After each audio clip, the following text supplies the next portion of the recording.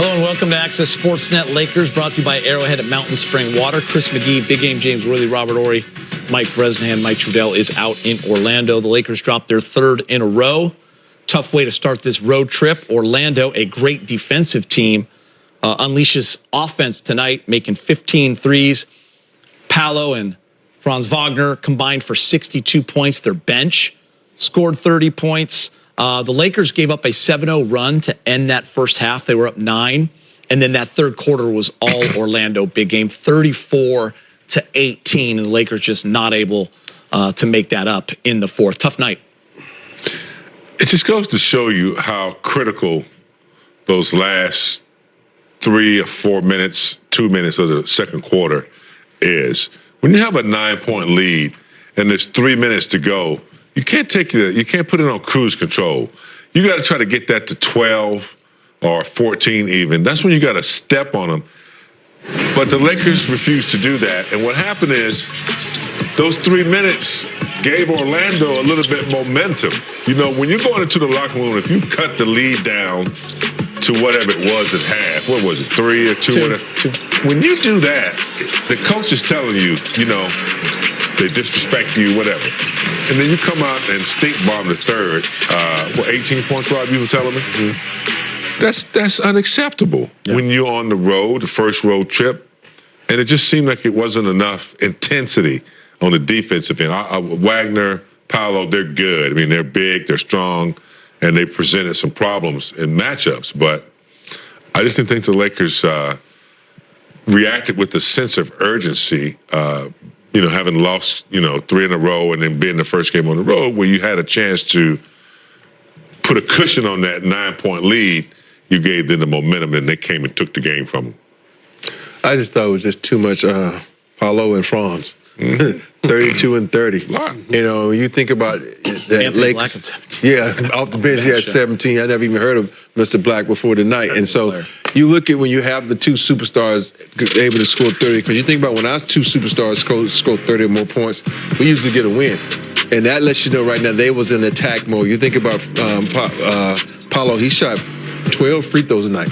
He was in attack mode. You know, the only guy that really shoots a lot of free throws for us is Luka. And LeBron, he got 7 tonight, but you show who's in attack mode. And I think sometimes we get so caught up on shooting threes. You know, you playing a team like Orlando, who's really not, it gets, by law, by paper, it says a good defense.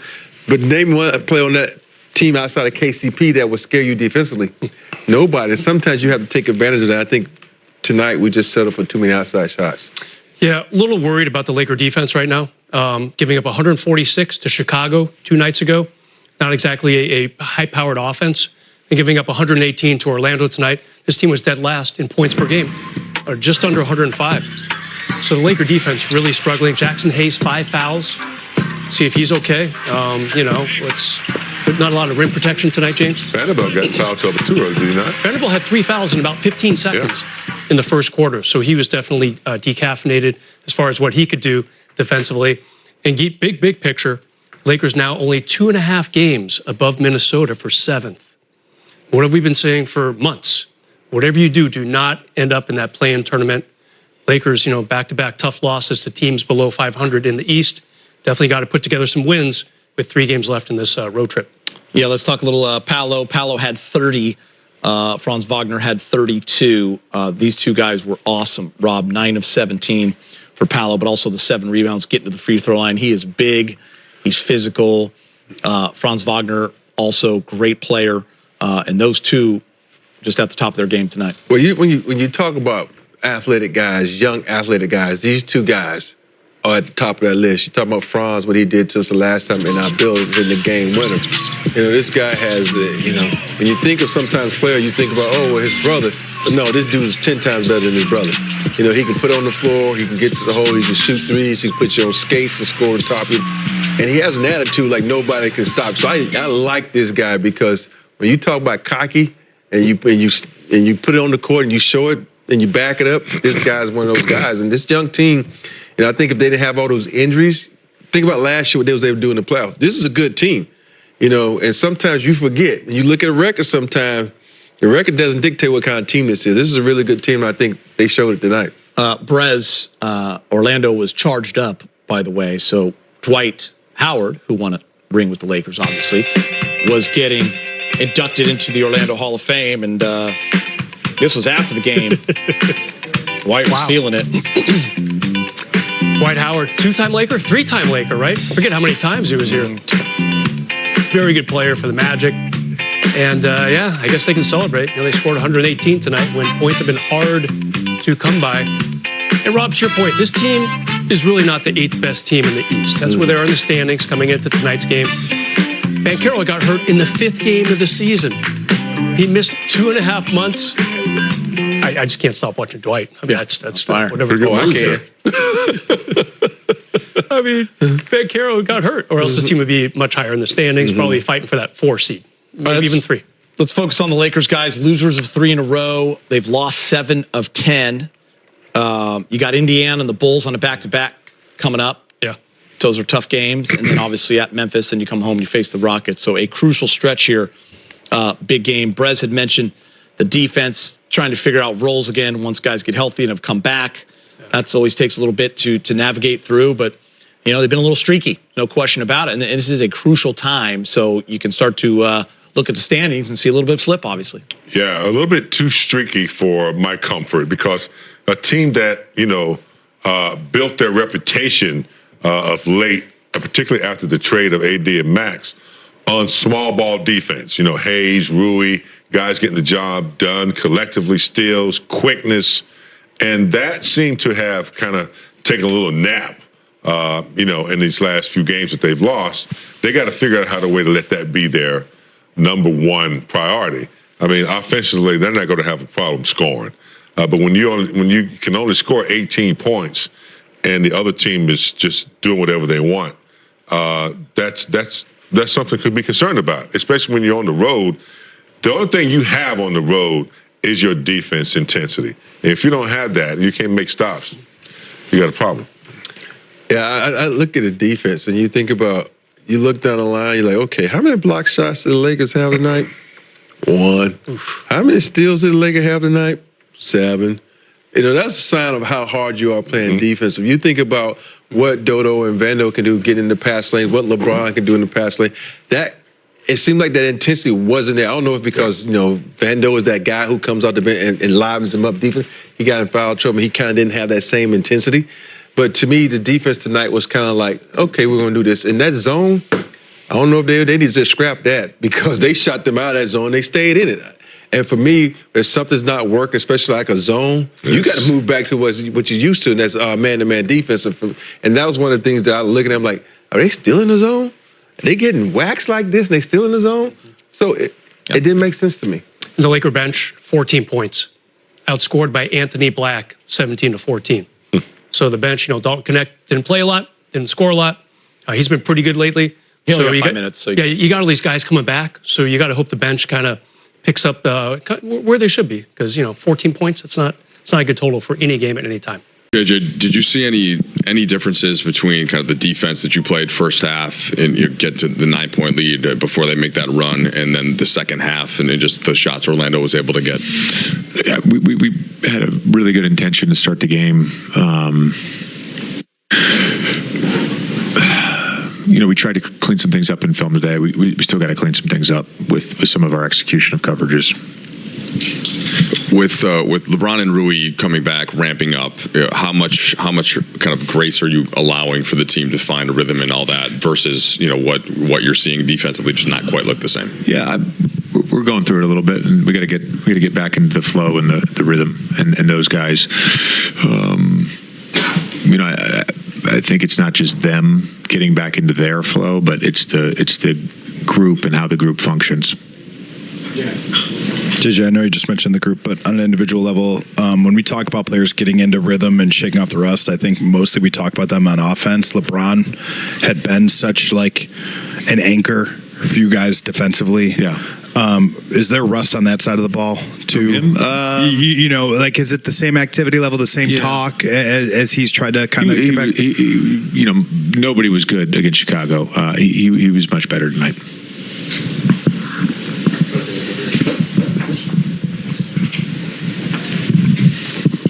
JJ, you spoke to us pregame about the success that Franz had against you guys in LA. When you guys cut it to 7 in the fourth, it was kind of Franz taking over a bit.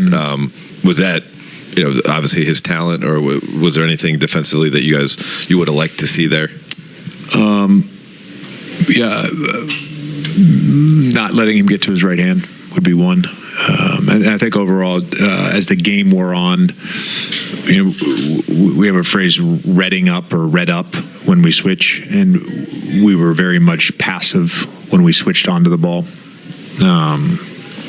Banchero hit a 3 on that, and when you don't red up against a guy like Wagner, he's now got a step into your airspace with thrust and momentum, and he's hard to stop.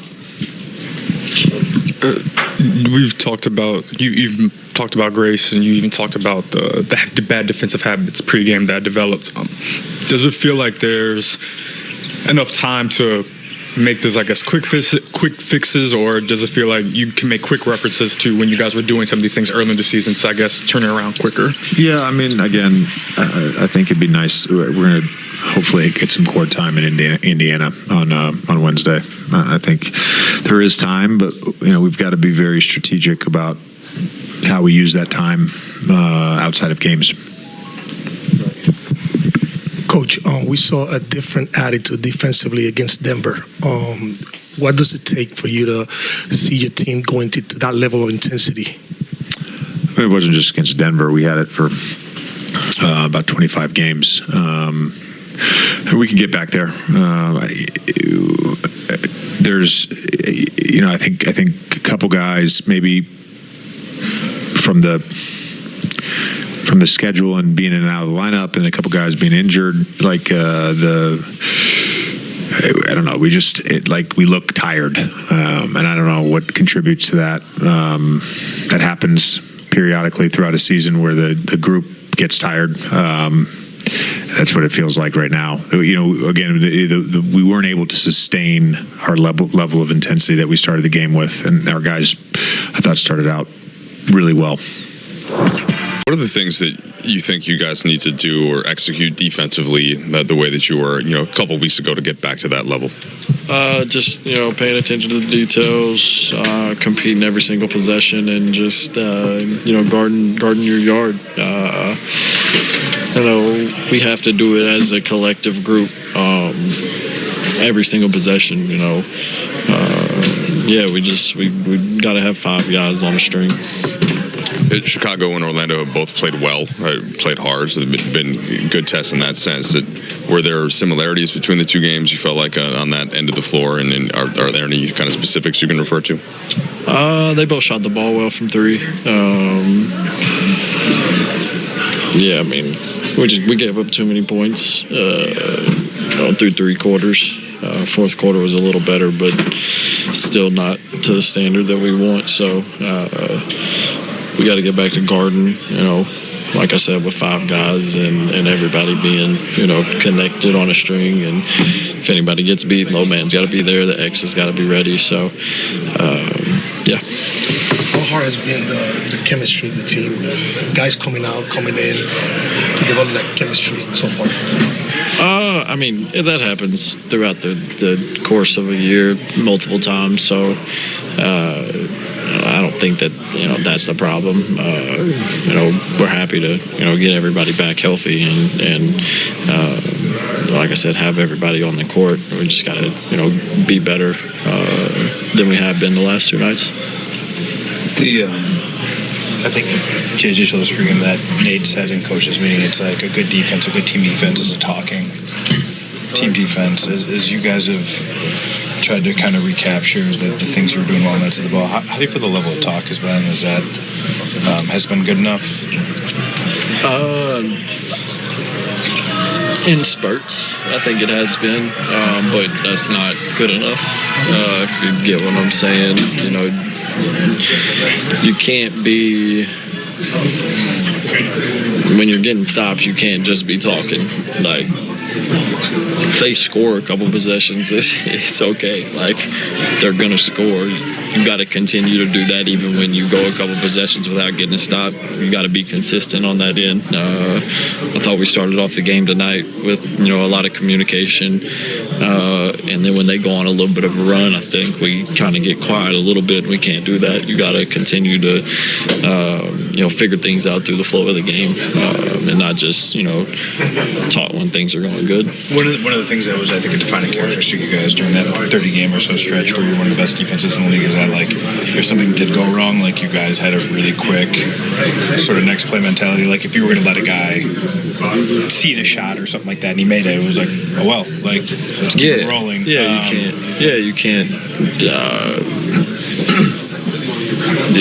Like I said, there's not many NBA basketball players in the world. So the guys that are in the league are good players. And if they make a shot, regardless of what percentage they're shooting from the field at the time, sort of going through a shooting slump, I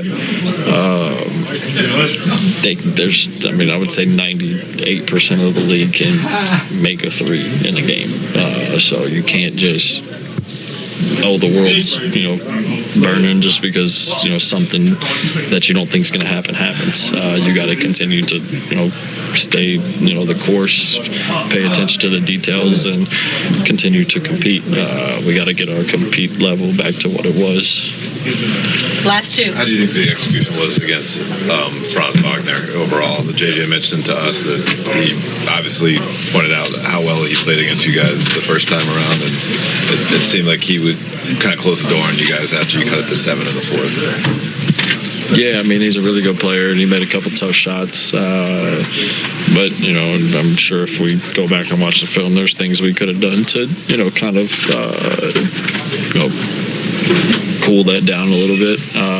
But like I said, he's a really good player that made a couple, really tough shots in those situations, and we just got to be better. What did you see offensively? Last question. Offensively in the third quarter.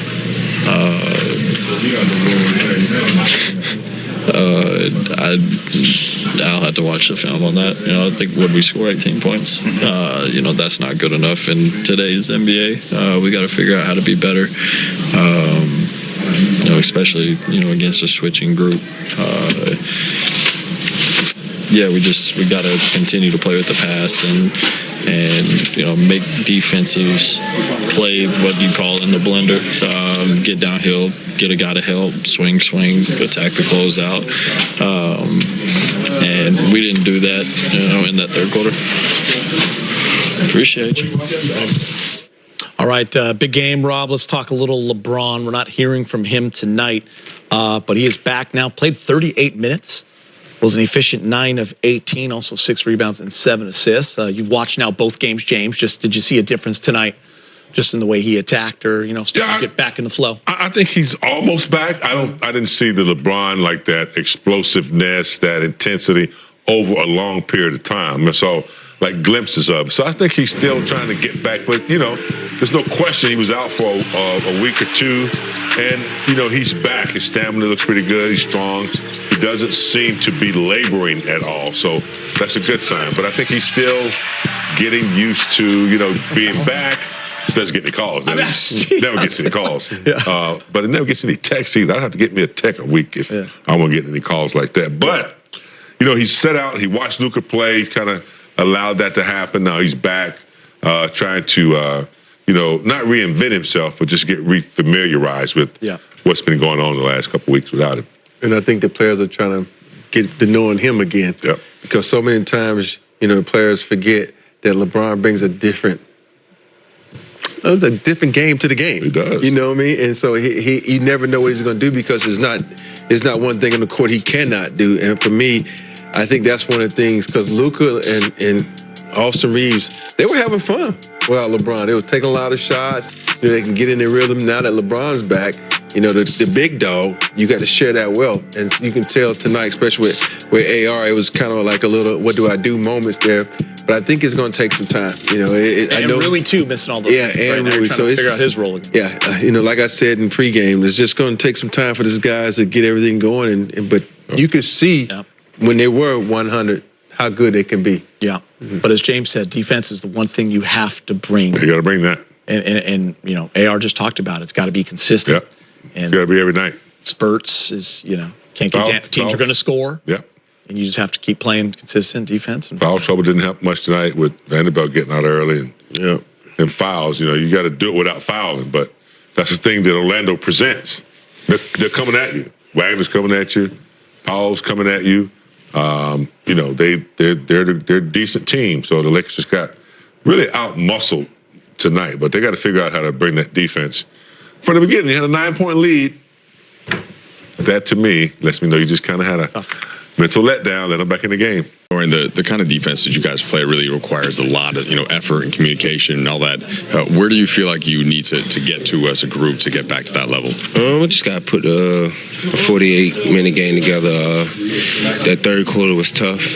We let our offense mess up with our defensive energy, and it was just tough to, you know, fight back. Do you get the sense of, you know, like the NBA, there are the ebbs and flows to it, but obviously playoffs are coming up soon. Do you feel like you guys do have enough time to get back to that level? For sure. You know, we needed the adversity, especially being a new team. You know, we get to learn a lot about each other. You know, during tough times, you usually don't see things when you're winning. So we got the chance to, you know, grow, and we're gonna use this opportunity to grow. Is there one area of the game tonight that you're like, if we clean this up, we'll give ourselves a better chance in Indiana? For sure. Just gotta rotate a little quicker and you know, box out. You know, but I feel like that third quarter, we let our offense mess with our defensive energy. Is there? We've talked with JJ. He's talking about over the past couple of weeks some of the bad habits developed defensively. With only 11 games left, I guess is there confidence you guys can get back to that level because you have reference points of what it looked like at a higher level defensively? Yeah, for sure. You know, we told on ourselves. We showed we can do it. So, you know, it's up to us. You know, we got to hold each other accountable and do it. You know, we're asking to help each other, you know, sit in gaps, and that required a lot of effort and energy, and we got to put a 48-minute game together. all right, guys, big shot. Time for a little Access 360. Yeah. I'm going to the wall. Go to the wall? Well, when you have a nice suit like that and the shoes, I feel like There's a model. you're showing off. I'm just tonight. going to the wall because, you know, I don't want to fall asleep up here. Because that's what the defense had done for the Lakers tonight. I fell asleep, especially on these rebounds. I'm going to show you in this break there. Right here, there's good defense getting back transition. But look, the contest by there. Look, there's 1, 2, 3, 4, technically 5. Where are you going, Jackson? Get back. Look, the smallest guy on the court gets it back. No effort. Nobody even left the floor to try to get there. You know, move the ball, get it back to who? The guy who tipped the ball out. KCP knocked down 3. Splash. Can't have that. You know, defense is the key win. Now we're in this zone that I talked about earlier. Look, penetration, the zone. One of the things you cannot do in the zone is give up offensive rebound, especially to guards. Guards, right here, Rui, what are you doing? Box out someone. What are you doing, Vincent? Box out someone. Nobody box out the smallest man on the court outside of Gabe Vincent. He gets his rebound and then bully Gabe Vincent to go back up for layup. Offensive rebound. Now we get a good shot right here. We got good defense, really good contest. I like that. But now we got to box out LeBron. Look around, move, and box out someone. If you just take one step to your right, you box this guy out. But look, wrong rebound. I know it didn't go to the elbows like it usually does. But that time they got now, you get the best player on the court. Splash, 3-point play. Jump shot. And that's one of the things about when you try to play a zone, from high school to middle school to even college, they tell you have to box out in the zone. You have to put your head on the swivel if you're going to try this zone because that'll kill you. You got to box out. You know that. Even that guy would know that. Everybody knows that when you play a zone, that's the main thing you give up is offensive rebounds. Yeah, I was a 6'1" power forward in high school, so I could box out. He knew how to box out. By the way, it's like a wedding suit. That suit is nice. Wow, 3-piece. Don't get ready to go to a wedding after this. Oh, yeah. Great breakdown. Monday wedding. Huh? It's a late night. That's a good time. Brez? Yeah. LA struggling on the road. Yeah, Geet, 15-19 on the road. If you take the top 6 teams in the East, the top 6 in the West, guess who has the worst road record? The Lakers. Why is that pertinent now compared to a couple weeks ago? When they were second in the West, you could say, okay, we'll worry about the road in the conference finals if we get there and OKC gets there. That's what the Lakers' mindset might have been. But now they're tied for 4th, only a couple games ahead of Golden State, who's right back there in 6th, and 3 games ahead of Minnesota for the play-in tournament. Minnesota lost tonight, so that's good for the Lakers. Now the road becomes a little bit more of a factor. You got to play better on the road. And a little oddity, even more odd now. Lakers now 13-15 against the East. That's not the power conference other than those 2 or 3 teams. So definitely some weird losses against that conference keep. Yeah, that one, Charlotte, obviously. Brooklyn comes in a couple of those games that few of them just kind of let slip away. Orlando, Atlanta, Chicago. All right. Where do you feel like the difference kind of between that rhythm you guys had been in and the defense from these last 2 games, and where do you feel like you have to, as a team, where do you have to get back to it? I think we just got to look back at the way we play on that 8-game winning streak. We're physical. We play hell of a defense, and I think we just got a little bit satisfied, so we can't afford that right now. Did you feel like you were getting closer to that in the first half? JJ mentioned it. You build the 9-point lead until they have that good run to end the second quarter. Did you feel like there were elements of it tonight? Yeah, I think we started the game that way, especially that first half. I think we were playing great defense. I think they made some tough shots in the first half. And the way we play first half, I think we got to play the whole game. The game of basketball is not just 24 minutes. It's got to be all 48. Luka, Dorian told us post-game that he thought the third quarter offensive struggles that you had seeped into the defensive effort. Who's it incumbent upon when that happens? Who on the team should be speaking up or can recognize that and try to change that midstream versus have that happen the entire quarter?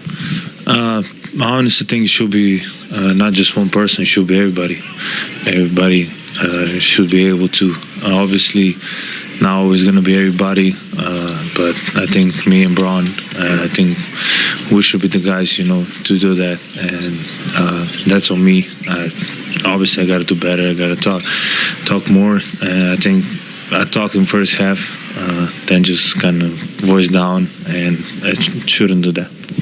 Luka, you referenced that 8-game winning streak. I think you guys are now 6-7 in March. Guys have been in and out of the lineup.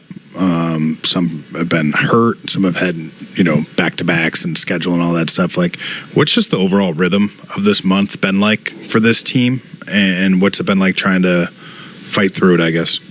Obviously it's hard, but we get paid to do that, so that shouldn't be an excuse. Everybody at some point has a tough schedule, so that shouldn't be an excuse, and we gotta look at how we're playing. We just gotta be better. There's no other thing to say. Luka, you referenced the 8-game winning streak. You guys played high level defense for 20-25 games before you were here, including after you got made your debut.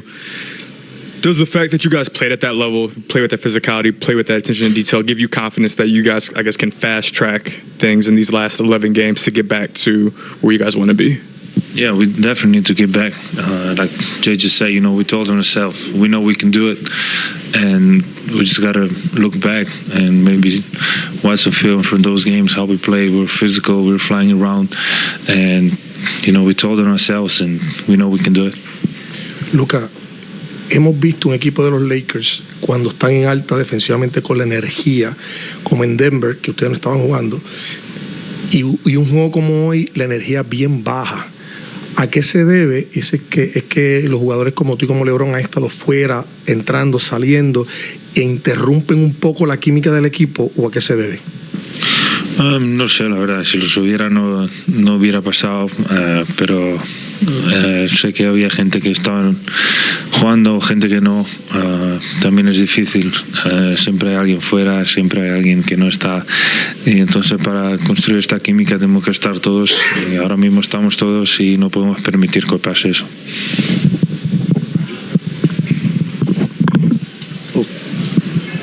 Luka, as one of the veterans on this team, and one of the leaders on this team, how do you plan to motivate the team to bounce back after this loss? Did you say vet? Well, a leader. As one of the leaders on this team, how do you plan to, motivate the team to bounce back, especially with the playoffs approaching? Yeah, just first we gotta get into the playoffs. There's nothing guaranteed in this league, but I think I gotta talk more. Get everybody in position. Trying to be a good leader. I'm still new to the team, but getting more comfortable talking more and more. So we gotta talk more, and then the last thing, we gotta be more physical on both ends. Luka, there's some really great duos in this league. Yourself and LeBron. What makes Franz and Paolo so special, and what challenges do they pose for an opposing defense? I mean, they're both great players. That's the first thing that makes them special. They're young, and this team is built around them. And obviously saw how they started this season. They had some bad luck with injuries, but this team is built around those two, and just trying to stop them is very hard. They can do a little bit of everything, and those two are special players in this league. Thanks, Luka. All right, let's talk a little Luka. In the last 3 games, 32.3 points, 47%, 50% from 3. Close to 8 rebounds, close to 7 assists. But as he said, he'd rather get wins, big game James, than the numbers. Of course. I mean, look. But he's doing. Numbers aren't his problem. Yeah. He can put up numbers, whenever he wants to. It's just how effective, are the numbers. And I think Lucas, it takes a little time to get used to everybody. I think he's still experiencing that. He probably needs to be a little bit more verbal, as he mentioned. Tonight, though, I just think, he had 7 assists. LeBron had 7. And as a team, they only had 19. Anytime they're below 25 assists, it's just not moving enough. Luka is a primary ball handler, and sometimes it's up to him to kind of figure out what the pace is going to be, if the ball's going to move, or if he can get it to other players and get touches. For a while there, when the Lakers were winning, man, everybody was getting a touch because it was moving, and they were getting about 25 to 30 assists a game. So if that's an area of leadership he needs to concentrate on, maybe that's one area he can help in. For me, if you look at the numbers Luka had when we winning, I think he's like 2 or maybe 3 plus more assists. Mm-hmm. And for me, that's what he needs to do more. We all know you can score. I think when he gets a lot of guys involved, especially Jackson Hayes, he's much better. Because some nights he comes out, he's looking to do a little bit of everything. And then some nights he's looking out to come straight to score. And as of lately, because of LeBron being out, I think he's in that mindset of I got to score. And he doesn't really have to do that because you cause so much attention when you drive or when you have the ball in your hand. Make the extra pass. Because when you do that, the other guys do it. Because when you don't do that, when they finally catch it, you know what they're going to do? They're going to shoot it. And so it's so contagious when people take shots that are bad shots in my mind, that the other guy's going to take a bad shot. So I know, Luka, you're the head of the snake. You got to sometimes come out, like Kobe used to do it. He would get guys involved. LeBron do it, get guys involved. Because we know with the ball been in your hands so much, you won't get yours. So I think that's what they got to go into mindset in these next couple games. Luka, get everybody involved because you're going to get yours anyway. I like what he said as soon as he sat down and started answering questions. He said, look, we were playing great ball. We won 8 in a row. We got a little complacent. We got a little self-satisfied. And that's why we're in this mess. He asked for, kind of rededicating ourselves to defense. He thought that would be a big deal. Because obviously, you can't give up 146 and then 118 to Eastern Conference teams that really aren't that great offensively. Yeah. It starts on that end. It starts on that end. You're right. So I like when Luka's pinpointing exactly what's going on. He said, let's go back to basics. Let's drop the complacency, whatever it is. He sounded like a leader, especially answering that first question.